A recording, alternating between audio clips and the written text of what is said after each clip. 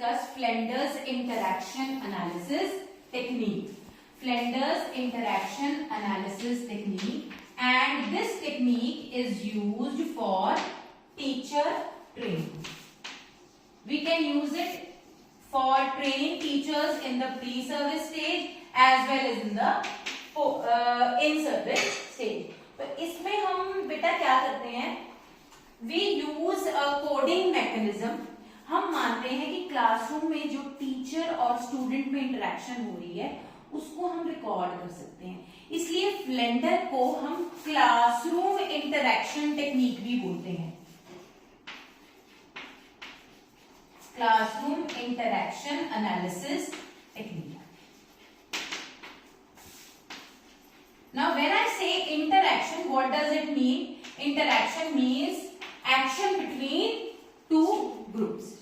And which are the two groups present? The teacher on one side and students on one side. And we have done in micro teaching also three types of interactions which are taking place. Teacher class interaction, teacher few pupils interaction and pupil pupil interaction. तो classroom में जो बातचीत चल रही है जिसको हम classroom talk भी बोलते हैं, उसको हम एनालाइज कर सकते हैं. ये इस assumption के ऊपर बेस्ड है. So just see what is written. Classroom interaction analysis refers to a technique consisting of objective and systematic observation of the classroom events for the study of teachers' classroom behavior and the process of interaction going on inside the classroom. अब ये एक अकेली नहीं है, और भी हमारे पास interaction analysis technique है, जैसे रेसिप्रोकल कैटेगरी है, ठीक है, लेकिन आपके सिलेबस में सिर्फ फ्लेंडर्स इंटरेक्शन एनालिसिस टेक्निक है हमारे में. अब हम ये मान के चल रहे हैं कि क्लासरूम के बीच में जो इंटरेक्शन हो रही है उसको हम ऑब्जर्व कर सकते हैं, रिकॉर्ड कर सकते हैं, बाद में उसको एनालाइज कर सकते हैं. इसके लिए नेड फ्लेंडर ने हमको ये टेक्निक दी थी, इसलिए इसको हम फ्लेंडर्स इंटरेक्शन टेक्निक कहते हैं. नेड फ्लेंडर ने दी थी. And how do we do it, let us see. This much is clear? Yes. Okay. Now what Flanders believed, he believed that the classroom talk going on can be categorized into different codes. For this he has given a nomenclature for the classroom talk going on. Let us see the nomenclature now. Okay, can you see beta? So he says the classroom talk going on, it can be either teacher talk or the student talk. जब भी classroom में बातचीत होती है तो या तो teacher बात कर रही होती है या स्टूडेंट बात कर रहा होता है. जब टीचर बात करती है वो डायरेक्ट तरीके से बात करती है या इनडायरेक्ट तरीके से बात करती है, और जब स्टूडेंट बात कर रहा होता है वो जनरली या तो टीचर की पूछी हुई बात को रिस्पॉन्स दे रहा होता है या खुद इनिशिएट करता है. Ma'am I have a question, ma'am I have a different view point. आपने ही पूछा, वो खुद इनिशिएट कर रहा है तो वो इनिशिएशन है. ठीक है, दो तरह की टॉक हो रही है क्लासरूम में, teacher talk, student talk. Teacher जब बात करती है तो वो डायरेक्ट बात करती है या इनडायरेक्ट बात करती है. स्टूडेंट जब बात करता है तो या तो वो टीचर की बात को रिस्पॉन्स दे रहा है या वो खुद इनिशिएट कर रहा है. ये इंपॉर्टेंट है समझना, क्योंकि इसके ही बेस के ऊपर हमने फर्दर कैटेगरीज करनी है. अब देखिए जो डायरेक्ट टॉक है, उधर करो उसको फोकस. जो डायरेक्ट टॉक है उसमें अब देखो क्या है, ये अब इम्पोर्टेंट है. फ्लेंडर ने हमें जो इंटरेक्शन करनी सिखाई, उसने ये जो 40 मिनट की बातचीत होती है क्लास में, 40 मिनट की बातचीत को उसने 10 कैटेगरीज में बांटा है. अभी जो मैंने आपको बताया कि वर्बल टॉक जनरली क्लासरूम में डोमिनेट करती है, ये फर्स्ट बात कही फ्लेंडर ने. ये assumptions we will be doing from the book one by one, पर मोटा मोटा आप समझ लीजिए कि क्लासरूम में जो वर्बल टॉक है वो हमेशा डोमिनेट करती है. नॉन वर्बल मतलब टीचर के जेस्चर्स, एक्शंस जो हैं वो कम होते हैं या वो वर्बल के पैरेलल होते हैं. What does that mean? If I से yes, I am generally going to nod my head. My non-verbal behavior is going to match my verbal behavior. समझ रहे हो? Non-verbal अमौखिक भाषा का प्रयोग नहीं हो रहा उसमें. तो अमौखिक जो बिहेवियर है, आपके इशारे हैं, जेस्चर्स हैं, जनरली वर्बल के साथ मैच होते हैं, इसलिए फ्लेंडर ने नॉन वर्बल को पीछे कर दिया। वो कह रहा है कि वर्बल बिहेवियर जो है वो क्लासरूम में डोमिनेट करता है, इसको उसने टॉक बोला है, क्लासरूम टॉक। और अभी मैंने आपको बताया ये दो तरह की होती है, टीचर की टॉक होती है या स्टूडेंट की होती है। टीचर जब बात करता है तो वो इनडायरेक्ट या डायरेक्ट लिख लीजिए पहले, डायरेक्ट टॉक करता है और एक इनडायरेक्ट टॉक करता है। और जो स्टूडेंट है वो इधर ही इज रिस्पॉन्डिंग और ही इज इनिशिएटिंग। ठीक है, इतनी बात क्लियर है। अब उसने जो जितना टीचर ने बोला, जितना स्टूडेंट ने बोला, कोई भी क्लास में बातचीत जो हो रही है उसको उसने 10 कैटेगरीज में बांटा है। दिस इज इंपॉर्टेंट फ्लेंडर की, इसलिए हम इंटरेक्शन को 10 कैटेगरी सिस्टम बोलते हैं, क्योंकि जितनी भी बात क्लास में हुई पढ़ाने वक्त उसको हम 10 कैटेगरीज में बांट सकते हैं।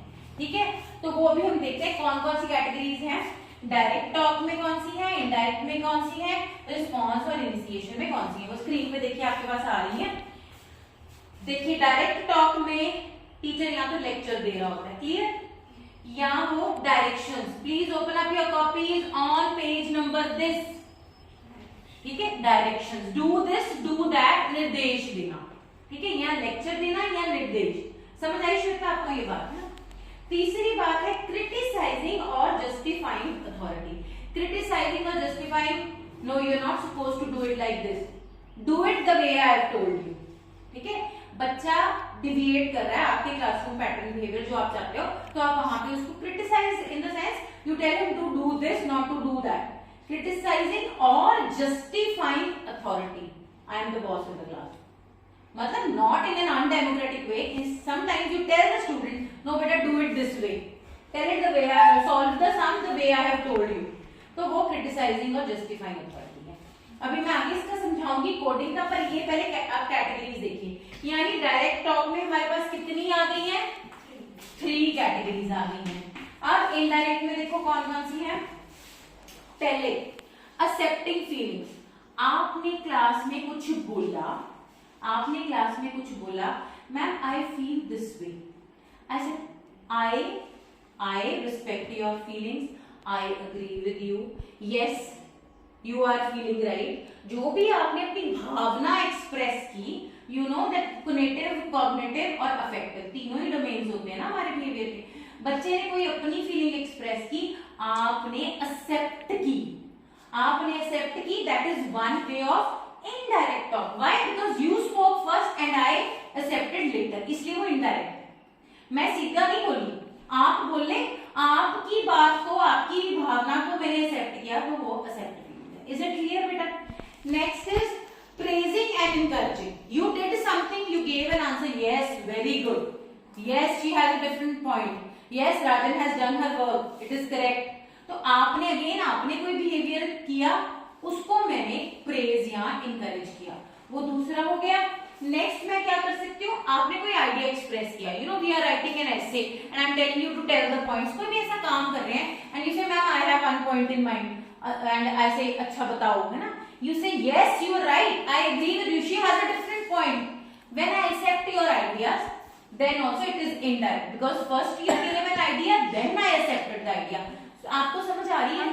ठीक है, जहाँ पे आपको लगेगा अंग्रेजी ज्यादा होगी मुझे रोक देना, ठीक है। राजन समझ आ रही है ना अभी तक? ओके। उसके बाद आ गया आस्किंग क्वेश्चंस। आस्किंग क्वेश्चंस ये थोड़ा सा ना मुझे यहाँ पे दिया ऐसे हुआ है, this should come in direct में आना चाहिए। Asking questions is when I ask you questions, and it can be in the introductory stage, it can be during the lesson developing stage or at the end. This should come in direct, but I don't know it is always given here only. Asking questions. Then student talk, responding and initiating. Responding, I told you, I asked you something और you reply. जब teacher की पूछी हुई बात को बच्चे response देते हैं, वो रिस्पॉन्डिंग हुई।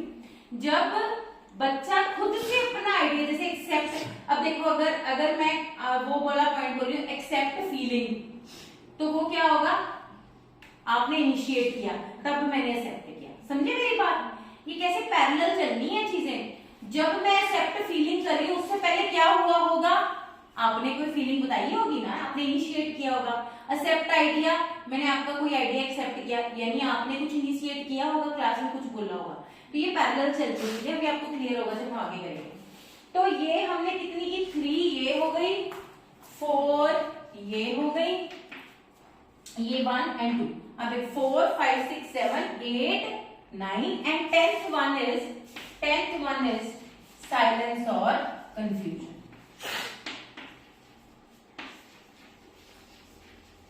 साइलेंस और कंफ्यूजन, जब क्लास में कोई भी नहीं बोल रहा, साइलेंस। जब क्लास में सब बच्चे इकट्ठे बोल रहे हैं, generally at the starting of the class and at the end of the class there is chaos in the class, सब बातें करने लग जाते हैं, टीचर के आने वक्त सब क्लास बोल रही होती, तो उसको हम कंफ्यूजन में, जब पता ही ना चले कौन क्या बोल रहा है तो उसको कंफ्यूजन में लिख देते हैं। अब ये क्या चीज है, अब आप ध्यान से देखना है, ये इतनी बात क्लियर है बेटा? मैं रब इट, अब देखो जरा क्या है।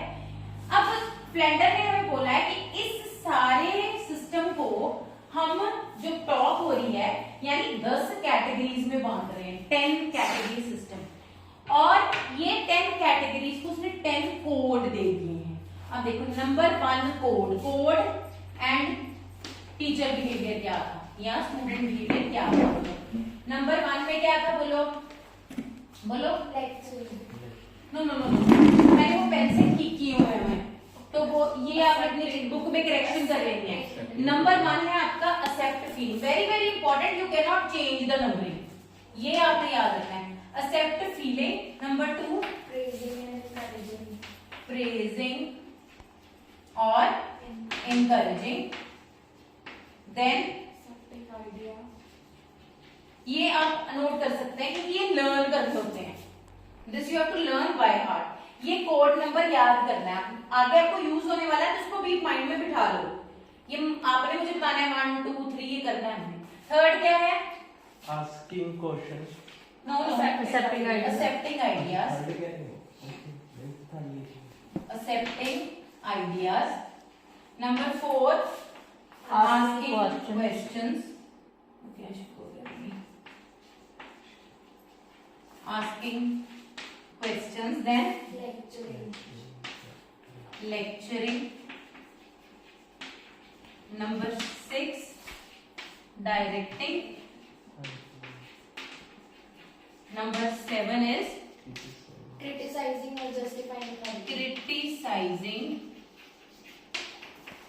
और justifying authority। ठीक है, सो ये सारी की सारी 7 कैटेगरीज जो है वो टीचर टॉक के लिए, ये माइंड में रखना। बाद में हम क्रिटिसाइज करेंगे इसको, जब इसका हम वो करेंगे क्रिटिकली इसको एनालाइज करेंगे फ्लेंडर को, तब हम कहेंगे कि 7 कैटेगरीज जो है वो टीचर के लिए और सिर्फ 2 कैटेगरीज जो है वो स्टूडेंट के लिए। ये वीक पॉइंट है फ्लेंडर की इंटरेक्शन एनालिसिस का, but as of now you should remember code 1 is what, code 2 is what, code 3 is what. और उसके बाद I am writing it here, 8th is responding, 9th is initiation or initiating, and 10th is silence or confusion। So this we have to learn by heart, इनको learn करना पड़ता है 10 categories को। ठीक है जी, अब होगा क्या, नॉर्मल क्लासरूम चल रही है, प्यूपल टीचर या टीचर इन सर्विस टीचर पढ़ा रहा है। अब क्या होगा, जो एक्सपर्ट है वो पीछे बैठेगा, या again we can use the CCTV camera recording also. उसमें कोई अगर हमें लगता है कि with the presence of the observer जो टीचर का बिहेवियर है उस पर फर्क पड़ सकता है, तो हम एक सीसीटीवी कैमरा रिकॉर्डिंग भी कर सकते हैं ताकि दूसरे रूम में बैठ के ऑब्जर्वर से ऑब्जर्व करें। अब ऑब्जर्वर को ये बाय हार्ट याद होने चाहिए 1 2 3 किस चीज के लिए स्टैंड होते हैं। 1 मिनट के लिए पॉज करो। These codes, आ जाओ, these codes have to be learnt by the, what it says, these codes have to be learnt by the observer. He will sit in the class when the teacher training or the teacher is teaching, he will note these codes। अब ये जो process है फ्रेंडर का, इसको हम coding decoding process कहते हैं।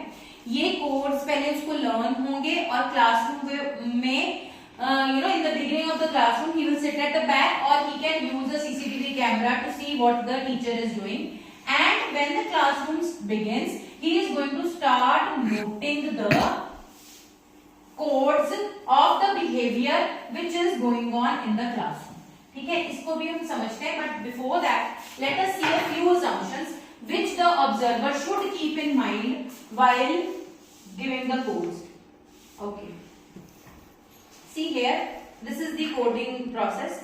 Code number याद होना चाहिए ऑब्जर्वर को. उसने एक ऐसी जगह पे बैठना है जहां पे he should not disturb the teacher. तो वैसे उसने बैठ जाना है.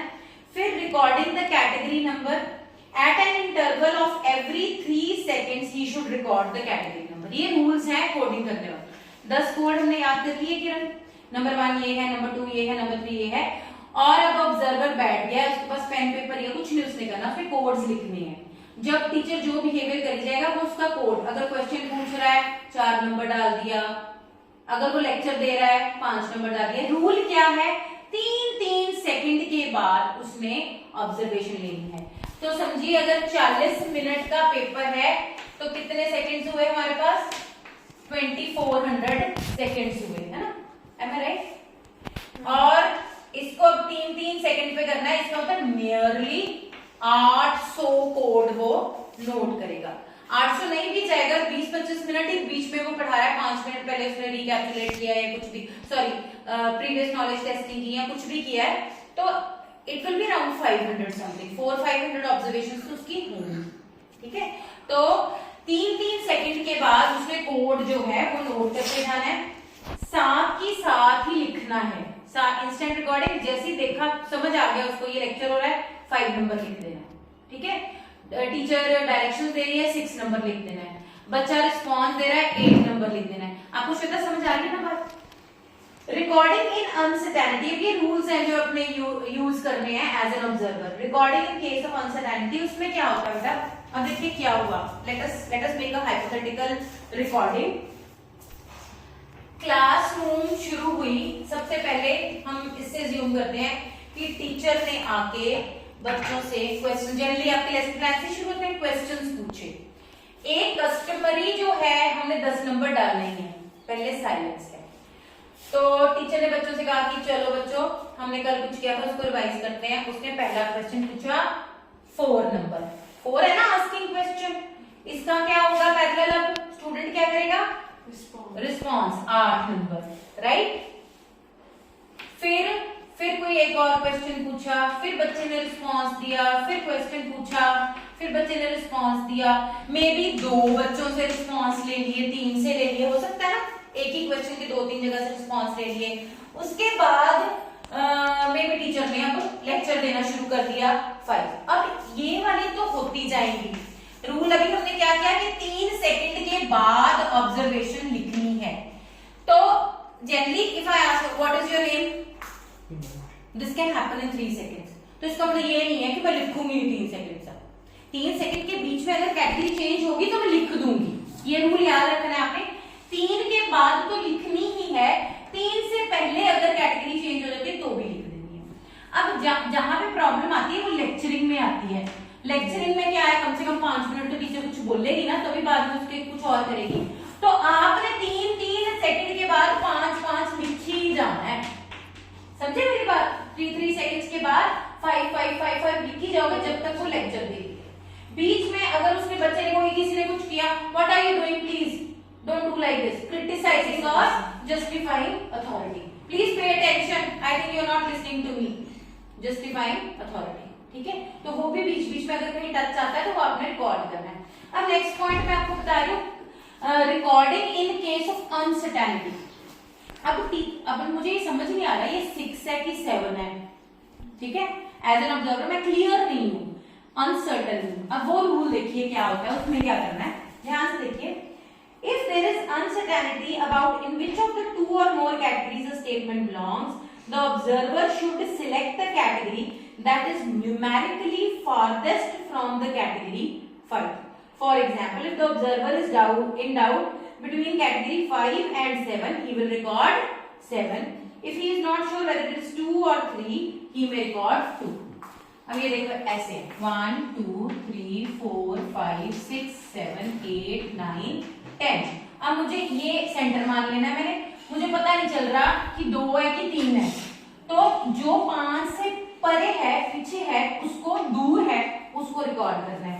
मुझे 8 और 9 में कंफ्यूजन है तो 9 रिकॉर्ड करनी। Category which is farthest away from 5। Is it clear? ये एक रूल है, ठीक है। आगे देखिए रिकॉर्डिंग में क्या रूल है। Not to shift into opposite classification till the observer is very sure। अब देखिए बहुत देर से टीचर की डायरेक्ट टॉक चल रही है, बीच में आपको लगा कि अभी इनडायरेक्ट टॉक हुई है, लेकिन आप श्योर नहीं हो। अगर आप नोट उसको इनडायरेक्ट ले जाओगे, एकदम से जब हम कैलकुलेशंस करते हैं तो बहुत चेंज आता है। तो when you are not sure कि कैटेगरी शिफ्ट हुई है, टीचर से स्टूडेंट हुई है, या टीचर में ही डायरेक्ट से इनडायरेक्ट हुई है, या बच्चे की रिस्पॉन्स इनिशिएशन में श्योर नहीं हो, तो आपने कैटेगरी चेंज नहीं करनी until unless you are sure। These are the rules for the observer जो बैठ के रिकॉर्ड कर रहा है। मेरी बात समझ आ रही है ना? ठीक है जी। उसके बाद रिकॉर्डिंग कैटेगरीज आफ्टर 3 से, ये मैंने आपको बता दिया। 3 से पहले चेंज होगी तो भी लिख देनी है, 3 के बाद तो लिखनी लिखनी है। श्वेता मुझे आपकी एक्सप्रेशन से लग रहा है समझ आ रही समझ? अच्छा क्या बेटा? हाँ, नो बायसेस, ओके। इसमें अब क्या है, कई बार हमें हमारे एज अ ऑब्जर्वर बायसनेस हो सकती है। जैसे जैसे मुझे लगता है टीचर को ऐसे नहीं करना चाहिए था, है ना, और मैं उसमें क्रिटिसाइज लिख देती हूँ, 6 नंबर नोट कर देती हूँ। या मुझे लगता है यहाँ पे ऐसे नहीं ऐसे होना चाहिए, या मेरी फेवरेटिज्म है थोड़ी उस जो जिसको मैं ऑब्जर्व कर रही हूँ, वहां पे मुझे बायसनेस नहीं करनी। वो सारे ही प्रोसीजर्स में हम साइंटिफिक प्रोसीजर में करते हैं, क्योंकि it is going in a scientific pattern. अब हम क्लासरूम बिहेवियर के लिए कोई क्वालिटेटिव नहीं करें, क्वांटिटेटिव एनालिसिस करें। This is very important. Flanders is not a qualitative analysis, we will be talking about the merits, it's quantitative. मैंने 5 number लिख दिया, लेक्चर अच्छा है कि गंदा आपको नहीं पता चलने वाला, वो 5 नंबर ही है। वो बहुत अच्छा भी हो सकता है, वो बुरा भी हो सकता है। तो ये क्वालिटेटिव एनालिसिस नहीं हम कर रहे, ये अगेन उसकी क्रिटिसिज्म जाएगी फ्लेंडर की, ठीक है। सो बायसनेस भी नहीं करनी। ये क्लियर है इतनी बात? अब देखो जब ऑब्जर्वेशंस आ गई हैं आपके पास, तो थोड़ी सी और लिखते हैं, क्योंकि ये प्रोसेस जो है जिसमें आपने वो 400-500 रिकॉर्डिंग्स कर ली, ऐसे आपने नंबर कुछ भी बनाते हैं हम, 5 5 एंड 5 में बीच में मैंने क्वेश्चन पूछ लिया 4 8, एक बच्चे से और रिस्पॉन्स ले लिया 8, फिर again I start lecturing 5 5 and may be somebody ask something, है ना, बच्चा हाथ खड़ा करके कहता है 9। जब बच्चा 9 करेगा देन इनिशिएट करा तो आई विल एक्सेप्ट। हाँ, तो वो अगर उसने फीलिंग एक्सप्रेस किया तो 1 हो जाएगा। अगर okay 1 and again accepting ideas, हाँ वो भी हो सकता है। अगेन चलो आई स्टार्ट, मैंने एक्सेप्ट कर ली और फिर मैंने लेक्चर देना शुरू कर दिया 5 5 5 सो ऑन। बच्चे ने फिर किसी और बच्चे ने कुछ कहा, उसने अपना आइडिया दिया, और इसमें क्या आ जाएगा, एक्सेप्ट आइडिया 3 नंबर था, 3 डाल दिया मैंने, and 5 5 so on till the class is not over. And I told you we can go depending on the time of the class. 3 seconds के बाद ऑब्जर्वेशन करनी है एंड एंड में हम 10 लगाएंगे, ये रूल है। क्लास के शुरू में और क्लास के एंड में 10, बीच में भी हो सकता है कहीं 10 आ जाए, है ना, थोड़ी देर के लिए साइलेंस आ जाए या कंफ्यूजन आ जाए, तो वहां पे भी हमें 10। अब ये सारा यहां तक was coding process of Flender। अब अपन करें, so this was till here it is coding। Simple classroom is going on, observer came, he sat and he wrote the categories, he wrote the categories, he went back, now he is going to analyze, and from coding we will go to decoding। अभी हमने क्या किया है, हमने classroom में जो कुछ हुआ उनको कोड दे दिया, 10 कोड्स थे हमारे पास। अब हम उसको डीकोड करेंगे, इसका मतलब क्या है ये निकालेंगे। अब इसको करने के लिए भी अब प्रोसीजर है हमारा, वो देखिए कैसे करते हैं। इसमें सबसे पहले जो हमारी कैटेगरीज हैं इनको हम पेयर करते हैं। पेयरिंग देखिए कैसे होती है, दिस 1 2 देन दिस, ये ऐसे पेयरिंग करनी है। ये आप समझिए, जब मैं मैट्रिक्स बनाऊंगी तो थोड़ा ये अरेंज करना पड़ेगा, कहीं पे नोट करिए इसको थोड़ा सा, क्योंकि मैंने पेयरिंग से उसमें मैट्रिक्स में करनी है।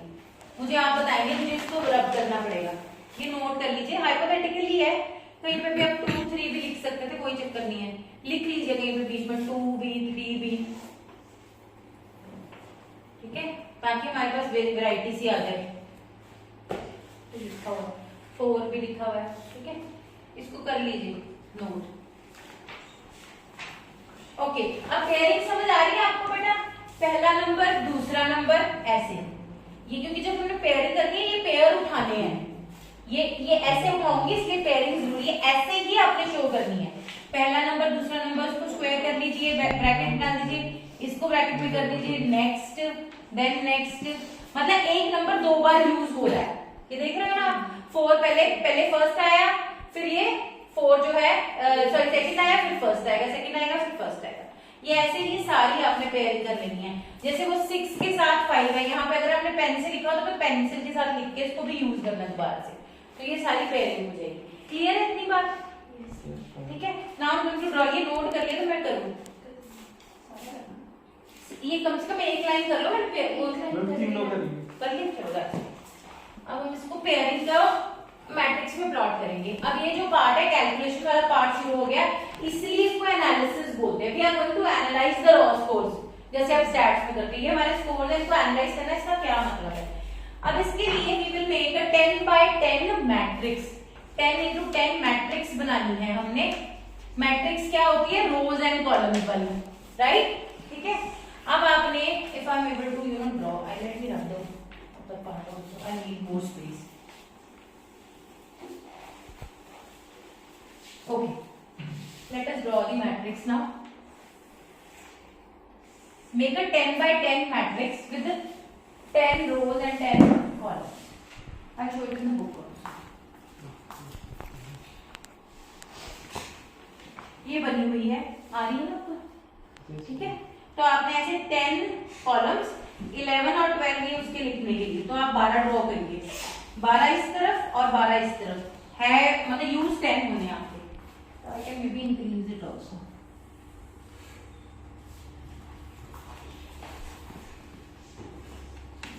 ये टोटल के लिए एंड हो गया। नजीब अभी पॉज कर दो, हम ड्रॉ करेंगे। Okay, so we will make a 10 by 10 matrix and we are going to plot those observations, those categories. So which is the first pair? 10 4. Now see the rule how we plot. It is row first and column later. Now how do you remember? गड्डी की RC होती है ना, car की RC होती है, registration certificate, वो याद रखना, row column RC. So first is 10 and 4. so 10 in the row and 4 in the column. Put one tally mark, जैसे स्टार्ट्स में आप क्रॉस को उसको बांधने के वक्त, फ्रीक्वेंसी में कन्वर्ट करने के वक्त करें, ठीक है। 10 in the row and 4 in the column. Next 4 8 4 8 4 in the row and 8 in the column. Next 8 4. 8 in the row and 4 in the column. Next 4 8 9 4 8 4 in the row, 8 in the column. Let it come one more, ठीक है। 8 4. 8 4 one here. 4 8 9 4 8 again. double 8 9 Double 8. 8 in the row and 8 in the column here. फिर double 8 9 फिर यहाँ पे आ गया 8 8 5 9 8 in the row and 5 in the column here. double 5 Again here. फिर That's double it? 5 9 Yes here. फिर उस तो बाद में मैं double 5 5 6 9 5 in the row and 6 in the column. Okay. फिर मैं 6 5 6 in the row and 5 in the column. फिर double 5 Again we will come to the same column. 5 in the row. ये लॉन्ग तो नहीं कर दिया, ये गलत कर दिया मैंने। 5 in the row जो यहाँ करना है, कितने थे यहाँ पे? 1 2 3 4 5. Okay. Then फिर मैं double 5 double 5 5 again here. अच्छा ये देखो 1 2 3 4 5 ये ऐसे जाएगा, इसके बाद हम ऐसे काट देते हैं ना। हाँ जी। आता है ये स्टैट्स में फ्रीक्वेंसी पे करते हैं, नहीं पता तो जो कोई हमने नंबर लिया 1 एक आ गई, फिर 2 3 4 दोबारा से आया 5, तो ये 5 का एक पेयर कर दिया। 1 2 3 4 5 ऐसे जैसे स्टैट्स में करते, तो वही चीज इसमें करनी है। जब हमने इसको प्रैक्टिकली करके देखा तो हमें ये बॉक्स बड़ा बनाना पड़ा था, क्योंकि लेक्चरिंग ज्यादा हो रही होती है। तो अभी तो हम सिर्फ इसको वैसे कर रहे हैं ना, जस्ट सैंपल केस। हाँ आगे है और कुछ? हाँ जी मैम 5 4 5 and 4 मैंने 6 अच्छा कर लिया। ओके मैं अभी 4 8 4 and 8 यहाँ पे double 8 ma'am double 8। Okay it will go here 8 5 8। ये मैंने गलत कर दिया था, मैं ऊपर के ये 5 5 यहाँ पे था, ये देखो एक ही है। 8 5 वाली एक ही थी। हाँ जी मैम। एक ही ठीक है बस।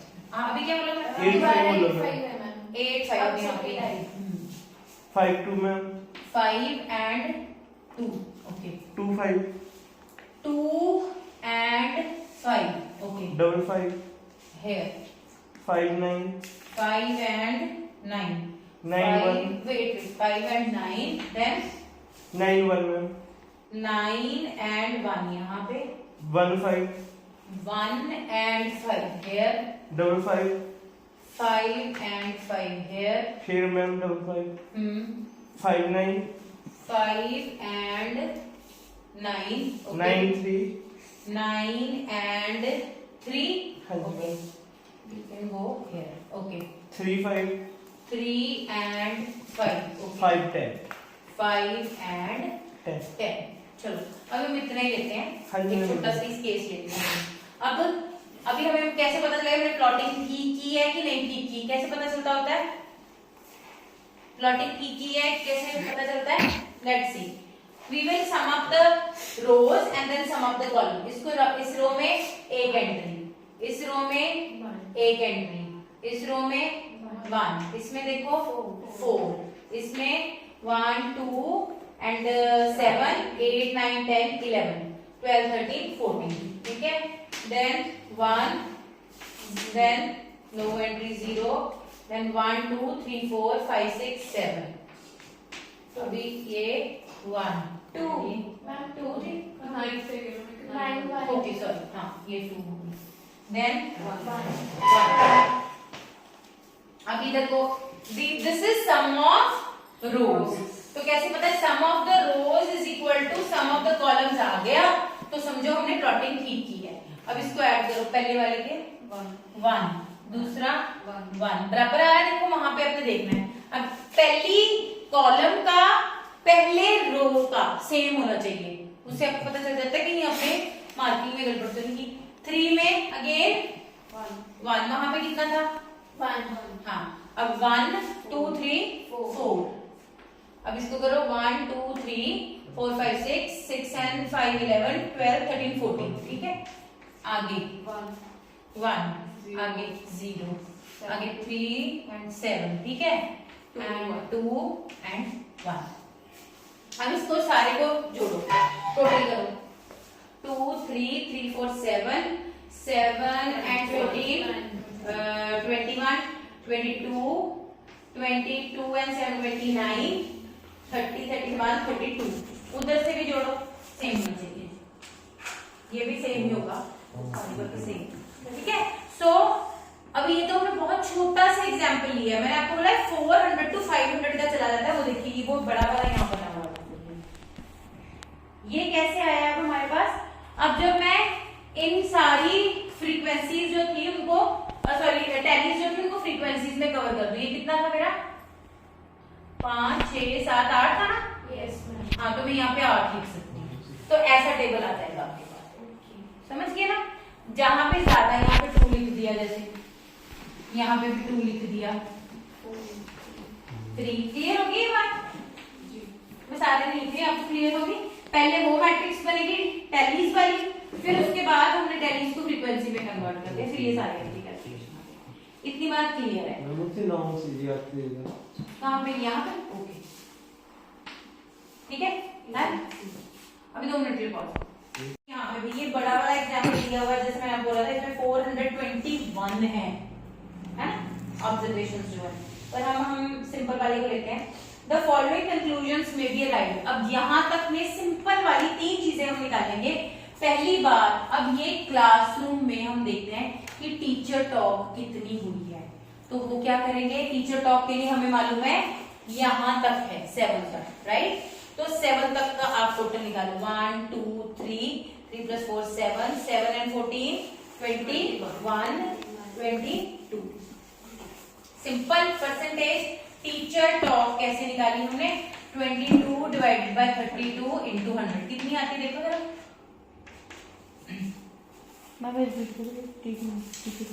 बेटा हम अब देखो हो क्या रहा है, बेसिकली इसको समझाओ, मैंने बताया भी नहीं अच्छे से। हमारे पास वो रॉ स्कोर्स आ गए, हमने उनको प्लॉट कर दिया, प्लॉट करके ये आ गई हमारे पास सिचुएशन। अब मैं देखना चाहती हूँ एज एन एक्सटर्नल ऑब्जर्वर कि इस क्लास में टीचर कितना बोली, टीचर टॉक। टीचर टॉक जो है वो पहली 7 कैटेगरीज थी ना, याद है कि नहीं, वो जो फ्लो चार्ट बनाया था, 1 2 3 4 वर इनडायरेक्ट टॉक, 5 6 7 वर डायरेक्ट टॉक। तो पहली 7 या तो मैं कॉलम्स को ऐड कर लूं या पहले 7 रोज को ऐड कर लूं, सम तो सेम ही रहना है। तो हमने वो ऐड किया 1 + 2 3 7 एंड 21 एंड 1 2। ये देखो 6 तक हमने, इसमें कोई एंट्री नहीं है। पहली 7 करनी है ना, इधर से भी करोगे तो भी सेम आएगा। तो टीचर टॉक के लिए 22/32 इंटू 100 देखना, 67.8% इतना टीचर बोली। क्लियर। अब स्टूडेंट टॉक अगर निकालनी है तो कैसे करेंगे, हमारे पास 2 कैटेगरीज ही है, उसमें कितना आ रहा है हमारे पास टोटल 7 8 9।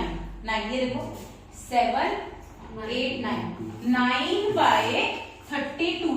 कैसे परसेंटेज निकालते हैं, नंबर के परसेंटेज कैसे निकालते हैं, कितने नंबर थे उसमें से कितने आए हैं। तो टोटल बात हुई है 32, उसमें से बच्चा कितना बोला है, 8 और 9 वाला। श्वेता बात की है, ठीक है।